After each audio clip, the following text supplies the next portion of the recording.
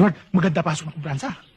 Ay siya nga pala, si Aling Maria, tiga Puro 8, nagpapasabi, yung anak daw niya na hospital, kinukumbulsyon.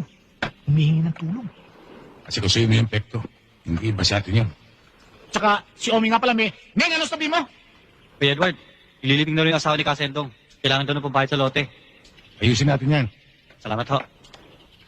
Si Kapiping rin daw, may sasabihin. Kapiping, ano yan? Edward, nabalitaan ni Kaon niya na sinasagot mo raw yung matrikula ng mga bata. Isama mo raw yung anak niya. Maasahan nyo, Kapiping. Salamat ho. Edward, hindi kaya sa dami nung humihingi ng tulong sa atin yan eh. Wala nang matira sa atin yan. Bilas! Okay. Oy! Bilas, samahan mo naman ako mamayang gabi, oh. May bisita kasi ako mahilig sa happenings, eh.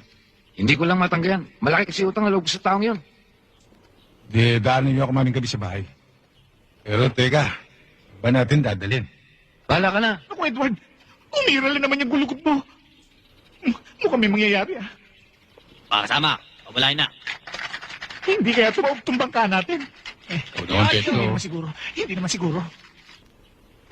Hoy, Edward, may dumarating na pulis!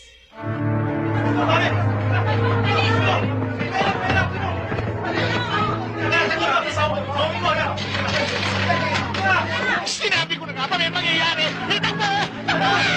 Agi, huwag niyo kayo man!